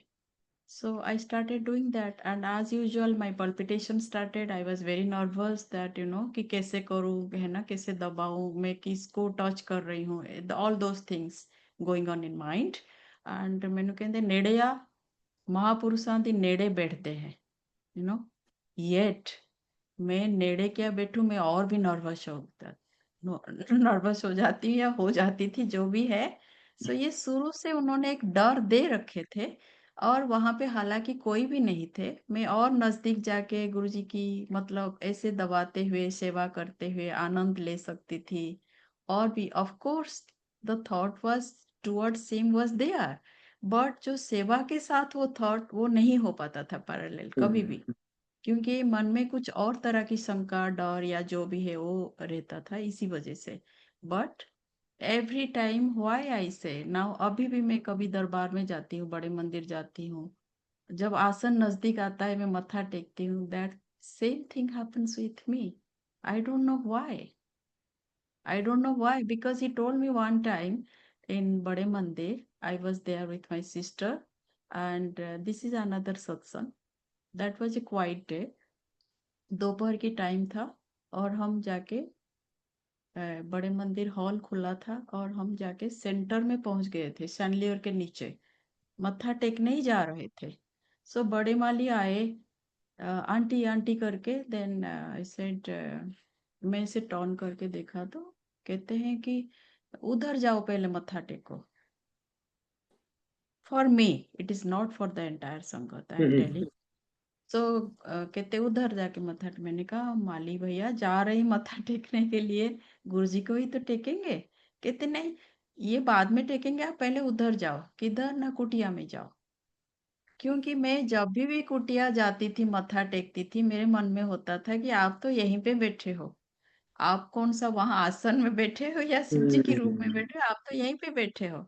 तो उस दिन कहते पहले जाओ कुटिया में। मैंने कहा ये आप बोल रहे हो? कहते नहीं, अभी गुरुजी का मैसेज आया था कि उसको बोलो मेरे नाम लेके, कि उसको बोलो पहले जाके कुटिया में मत्था टेक के आए, फिर इधर मत्था टेके। So that particular day for Urvashi, कुटिया में जाके मत्था टेक के आना, आके फिर मेन हॉल में मत्था टेकना, उसका क्या मीनिंग था, क्या था, जो भी गुरुजी जानते हैं। पर गुरुजी क्यों फोन करेंगे मालिक को, क्यों बोलेंगे कि उसको बोलो वहां पे पहले जाके मत्था टेके। सो many satsangs, many Yes, I can understand. But I'm so glad to learn, because you see, most of the old Sangat says that हमारी आंखों के आगे तो गुरुजी ने पर्दा डाल रखा था, हमें कभी फील ही नहीं होने दिया कि महापुरुष। Yes, I think all of us thought महापुरुष है, मगर my question is भगवान, महाशिव, क्या हम में से किसी ने ये सोचा उनके होते साक्षात सामने बैठे हैं महापुरुष तो सोचा भगवान बैठे हैं? बिकॉज हमेशा, क्योंकि इतने 1-to-1 कनेक्ट था उनका हमेशा और आज तक है कि वो शायद फीलिंग पेनिट्रेट हो ही नहीं पाई हमारे माइंडसेट में, यू नो, बिकॉज या फोन कर लेना, यार की कर रहे हैं, आजा 4 बजे आजा, you know. So again that that gap जो कि महापुरुष और होता है, तो सोचते अरे नहीं, भगवान तो ऐसे नहीं बुलाएंगे, you know. So I don't know, I thought maybe, you know, you're so much deep into it, and the book is amazing book, which Rahul uncle has written. So I thought maybe there is some exception amongst us, you know, old Sangat, that we have some of who always felt that yes, he is Bhagwan, Mahashiv. दर्शन भी दिए, सचखंड का प्रसाद भी दिए, we have been privy to all that, but still I'm saying, I dare say, I still never ever, you know, I would say that हमारे ऐसे feel हुई, or which is the biggest regret now, which is the biggest regret.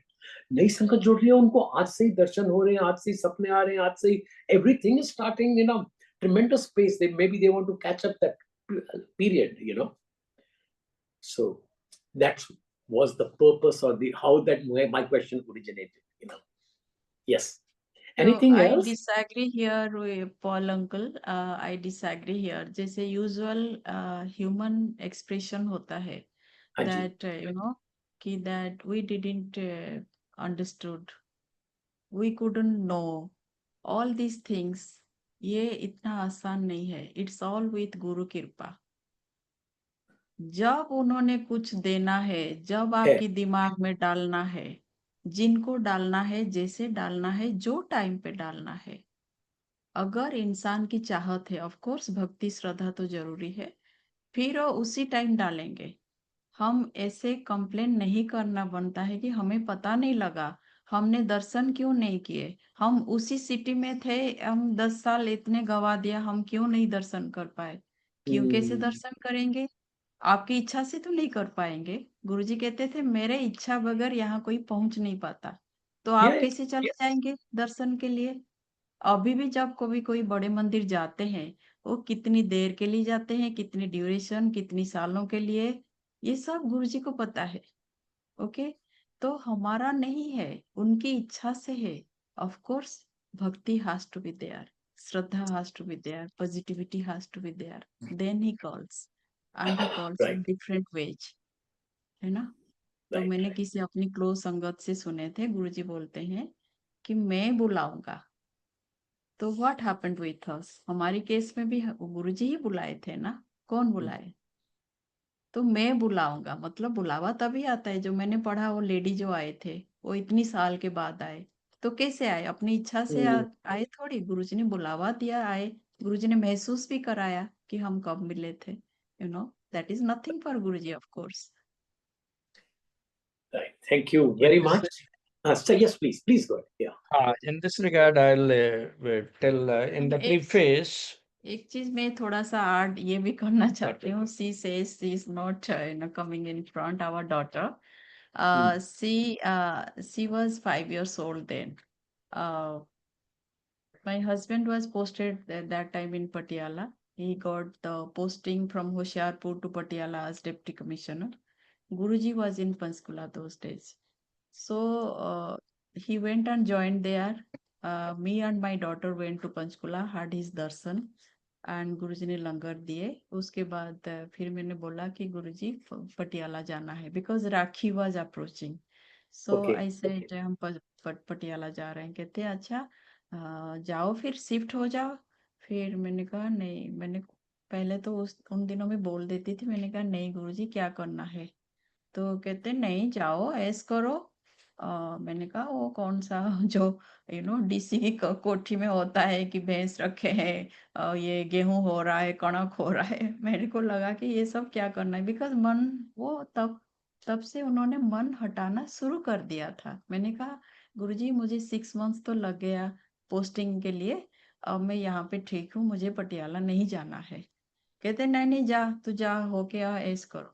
Anyway so हमने मत्था टेके, ambassador car था, वापस मतलब गाड़ी में बैठ के जो पंचकुला जो सेक्टर 2 गए होंगे वहाँ की जो जीरकपुर और कालका हाईवे को जॉइन करता है, फर्स्ट क्रॉसिंग जो है रेड लाइट में.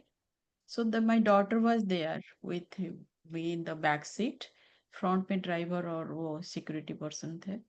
तो ये खड़ी हो जाती थी, एम्बेसडर कार था दोस डेज, तो ये खड़ी हो जाती थी, इतनी सी तो हाइट होता है, तो खड़ी होके ना then she is telling the sentence अपने आप, सेल्फ टॉकिंग, लाइक वो कह रही है कि I feel him like my heavenly father, you know, looking to the front glass. तो फिर मैंने बोला कि आई सेड क्या बोले, कहते आई feel him like my heavenly father. क्या बोले थे? So much for getting some details. बोल दो. Yeah, it Uh, happens. So why don't you step in? Come here. just because क्या exactly बोला था is a little relevant. So I was 5 or 6 and मैं self talk नहीं कर रही थी. I was telling Mama only that I told her that I feel Guruji is my heavenly godfather. I said Okay. Heavenly godfather. Father. नहीं godfather. Okay. And उसके बाद आप बोलो. So I said कि ये because he was in a convent school, so I said ये school से सीखा? She said नहीं. मैंने कहा कि आपकी ये प्रेयर में हो रहा है, मतलब ये सिखाते हैं? She says no. तो एनीवे सो मेरा ये यहाँ पे रजिस्टर हो गया दिमाग में कि इसने बताया गुरुजी को ऐसे. She is only that small. फिर हम गए, नेक्स्ट डे में आ गई थी. फिर जब हम मत्था टेके तो फिर गुरुजी जो बाकी सेवादार होते थे, मामी जी was those days in Panchkula, हाँ जी, हाँ जी. Staying there. तो गुरुजी कहते हैं देखिया फिर राहुल दी कुड़ी की दसिया. फिर then he will say somebody else, Rahul दी कुड़ी ने की दसिया सुनिया, फिर बड़ी इंटेलिजेंट है. सो देन किसी ने पूछा गुरुजी की बताया, कहते कहते मेरी हेवनली फादर है. ਕਹਿੰਦੇ ਮਾਤਾ ਪਿਤਾ ਨੂੰ ਨਾ ਅੱਜਕੱਲ ਭੁਲੇਖਾ ਹੋ ਜਾਂਦਾ ਹੈ, ਪਰ ਬੱਚਿਆਂ ਨੂੰ ਜ਼ਿਆਦਾ ਸਮਝ ਹੈ. ਕਹਿੰਦੇ ਬੱਚਿਆਂ ਨੂੰ ਮਤਲਬ ਨਾਓ ਦਿਸ ਬੱਚਾ is Yeah. that soul, because guru knows the soul, and the guru and that soul, they're connected. So ये बहुत गहरा चीज होता है जो हमें समझ कई बार नहीं आता है. तो उसको ये एहसास दिलाया कि मैं कौन हूँ, मैं हेवनली फादर हूँ, नॉट योर बायोलॉजिकल फादर. आज बायोलॉजिकल फादर तो आपके लिए कुछ नहीं, तो गॉड फादर जो भी है. So that is one aspect, like Guruji ने भी उसको ये एहसास दिलाए थे तब. Because Then- if you're aware, the concept of godfathers in the West is that godfather, parents, they assign godparents sometimes to their children when they are born in the West. So godparents are people who are supposed to take care of the child if something happens to the biological parents. That is who a godparent is. So it's in that context why it's special that godfather is the word that I ended up using. And I just wanted to share a little bit about what you had asked earlier, Gunjan uncle, about the rationality coming in the way of understanding Guruji. Because since I had Guruji's darshan at 5, I was 5 years old. I never had the opportunity to think of anything else. Like for me, from the start, it's just been Guruji, nobody else. Even मंदिरों में, गुरुद्वारों में, दरगाह भी गए हैं हम, कहीं पे भी, I would only pray in my mind. I would only have Guruji in my mind, because he made it simple for me to do that. But I've been thinking about it recently, and if Guruji had not given his darshan to me at that particular age, knowing the way that my mind works, and I have a curious mind and I think a lot. So I honestly believe, this might sound a little controversial, but to be honest, I honestly think that agar us time pe Guruji ne darshan nahi diye hote, and he had not come into my life like that, I would have ended up becoming an atheist at some point. Despite the influence of my parents, they are very spiritual. My entire family is very spiritual, but I have a questioning mind. So unless something makes sense to me, the way I understand things, I don't accept them. कोई चाहे बोले पुराण में लिखा है कहीं पे भी, I do not accept them. But from childhood, Guruji ने अगर कुछ बोला है, it's like law for me. It's like the universal cosmic law. So I accept everything because Guruji was in my life. So I think that is very relevant, that Guruji kind of makes sure that you don't think about things. You keep your intellect aside. But like I also mentioned during my reading, he will convey things to you in a way that makes sense to you. So somehow there is, there's a harmony between my rationality and everything that I have experienced with Guruji. I don't face too much of a dissonance. Maybe because I've had the good fortune of being under his Sharan since childhood, but it doesn't create too much of an obstacle. So I would just say that try and keep, like Papa was saying, keep your rationality outside the door when you come in, and when you pray to Guruji, when you, as a disciple of Guruji, and try to understand things by looking at it as a complete novice, that you don't understand the world that you're stepping into. So yeah. Anyway, thank you so very much. I think with that, if Guruji se permission le, Vasan uncle, thank you very much for organizing the session. I think we had a very, very intellect panel today, along with the author and Gunjan, of course, bringing in his perspective. Thank you so very much. And with that, we take Guruji's permission. Over to you, Vasan uncle. जय गुरु जी महाराज। मैं बहुत देर से ना ये सोच रहा था, मेरे माइंड में आ रहा था, ये जो किताब राहुल अंकल ने लिखी है ना, ये किताब एक्सेप्ट इंडियंस, जो फॉरेनर्स हैं, this book is meant for foreigners also. Indians तो समझ जाएंगे सब कुछ, है ना, लेकिन जो फॉरेनर्स हैं ना, जो डिफरेंट कंट्रीज के नेशनल्स हैं apart from Indians, this is the best ever book I have seen so far. Uncle आप ये वाली बुक मंगा के पढ़ो, this is the best one. जो मेरे मन का भाव था मैंने बता दिया, है ना, ना कहूँ से दोस्ती, ना कहूँ से बैर, है ना। तो ये इसी सिद्धांत को करते हुए महाराज का जो मैसेज है वो हमको आगे बढ़ाना है। और thanks a lot Rahul uncle, Urvashi aunty, Disha, Paul uncle, Gunjan uncle और साथ संगत जी। This was also one memorable session. When first time I have heard sessions of Ditsa and Urvashi aunty. Also memorable session. महाराज से हम आगे लेंगे। जय गुरु जी,